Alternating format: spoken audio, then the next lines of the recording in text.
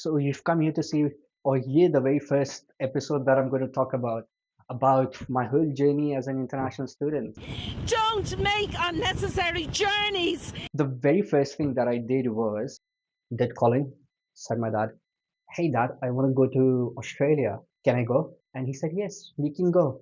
That's pretty much it. That's how I ended up coming to Australia. Like my dad was very supportive. Things were planned out very well, and I was very happy, excited to do it.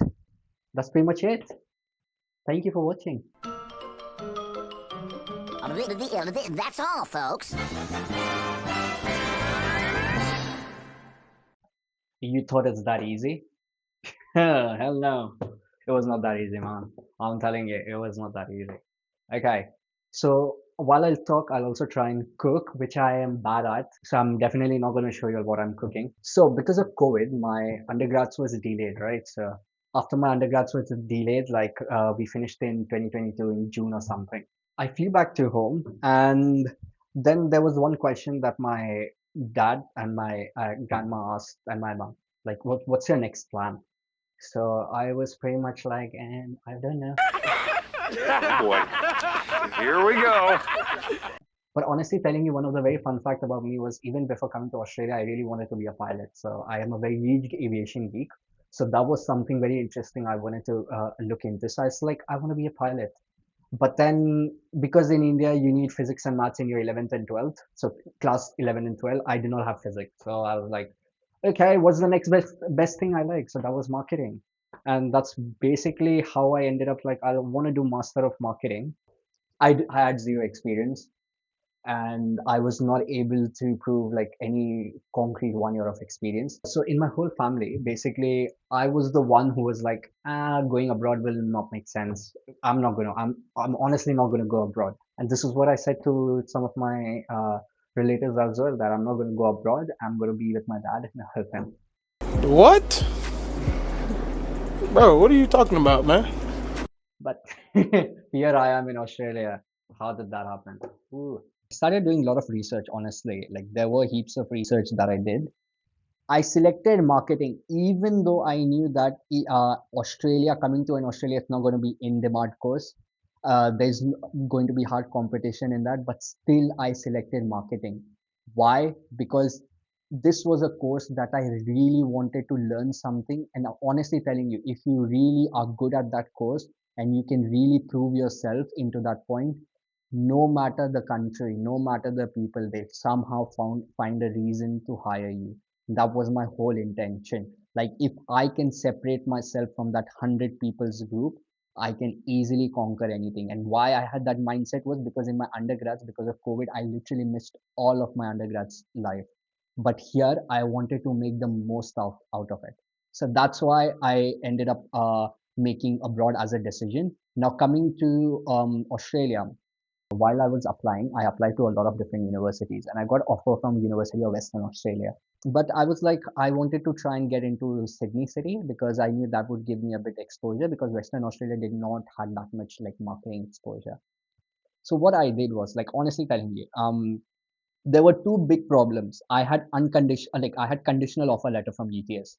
So like basically I had few conditions like you have to meet this language requirement, you have to have what was that? Like, Approximately 10 hours later. if you yeah, I wanted a good scholarship and they wanted me to like have certain amount to get that good scholarship. So when I gave my English test, like I had selected University of Western Australia, University of Adelaide, and UTS. So these were the universities that came. But UTS went to a very last option because the reason why that happened was interesting. Again, this is their whole requirement. Like you needed English test, and I had a conditional offer letter. So my English test was basically like they required I think overall 6.5 your average, and writing should be 6, and rest it was not like they specifically said writing should be 6. So when I gave my test, and I got my results, and I was like,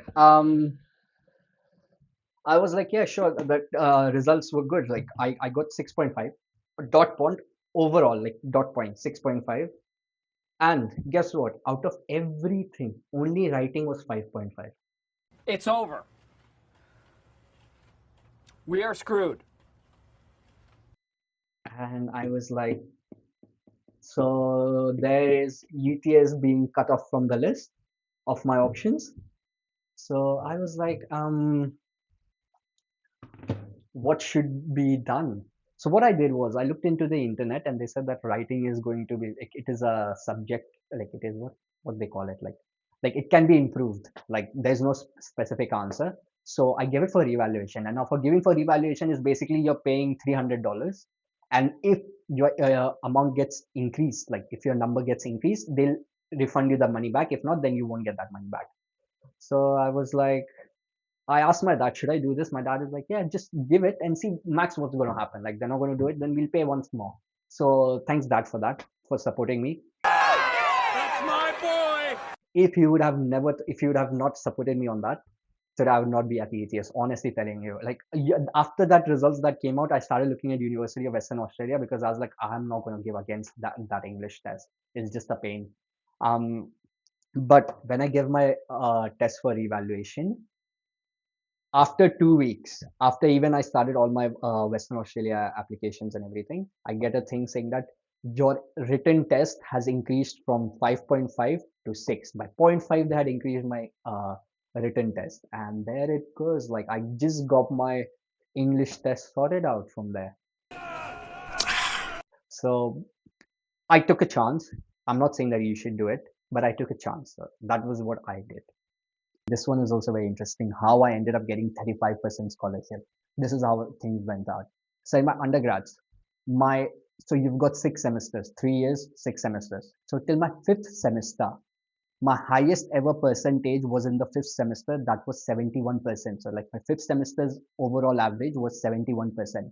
And that was the highest I ever got in compared to all other semesters. And my overall counting the 5 semesters was 62%. Applied the agents. They said that it would be good if you could get it about 65% because that increases your chance of getting scholarships and everything. What? What? And then I started calculating what would make my 62% go to 65, above 65. So after I did my calculation, I found out that in my sixth semester, the 6 semesters average should be 81%. So like overall, I need to have 81% in that 60 in the sixth semester. And I was like, my highest I ever worked was in fifth semester, and that's 71 was the highest I could ever go. So for God, it's like I don't know, God helped. I worked out my fifth semester, there were a few marketing subjects, so things became very easy for me. So I ended up scoring some good marks in those marketing subjects. But when the results came out of the sixth semester, like I knew that I did fairly well and there were quite interesting subjects and everything. Guess what? What was my percentage? It was 81.00. Oh my god! Wow! I was like, what the heck? Like everything, I'm just clearing it by a thin line to just get into that space, a specific thing. And I was like, there has to be some reason why these things are happening. Like I have no idea. Like by 81.00, I'm getting sixth semester. By point 0.5, my only writing is being increased to qualify for that ETS thing. After I got all that, I submitted everything, and then I get a unconditional offer letter. But also to add to that, when I got my when I get my conditional offer letter, I get 35% off. Like 35% off what I'm saying. Yep, honestly, it's 35% off, but 35% scholarship. One thing I realized when I put into that 35% was because in India I have done a lot of community service and I had like a lot of volunteering, and plus in my school I was also given the student of the year awards and everything. So those things like those certificates, those awards, those volunteering community services, I put all that into my application. Like, hey, this is my application. This is what I've done. Education is not everything that I've looked into. I've also done few volunteerings. I've also been with community. I've also done a lot of service to the schools that I've been in. And like somehow my agent said like 35% is the highest they give you at ETS for any Indian student or what they have come across. And I had got 35%, even though I had only 67% in my undergrads. I had 35% scholarship. Now they've reduced it, and it was during COVID. That's why they're trying to increase the scholarship to get more students, uh, so they could financially help themselves. But yeah, that's quite interesting story, like how these two things fell in line. So just for me to get a conditional offer letter from UTS. Okay, so what's the take over here? The take is if something is meant to happen, it will happen. No matter how many problems you come through. And this was not just the whole problem, like, this was just the start. I have been through a lot of like other problems where things did not match, and like how those documentations and everything, that I'll try and put those things. But the thing is, I want to try and put these kind of things and try and teach you or tell you certain things, that if things do not work out, don't worry, give you 100%, and whatever opportunities are coming like on that part, try it. Like, if I would not have like applied for that revaluation, I would have not been at UTS. If I would not have checked 81% I needed, I would have not put myself in that sixth semester to work hard. So that's the whole point that I'm trying to say is, like, if something is meant to happen, it will happen. And it was quite an interesting story how I went across from all these kind of different opportunities. And yeah, this is the very first part that I'm talking to, how I ended up getting a conditional letter, offer letter from UTS, from not even getting one, like from just like after my English test, I was like, okay, I'm never going to go to UTS because it's not going to match up to coming to UTS.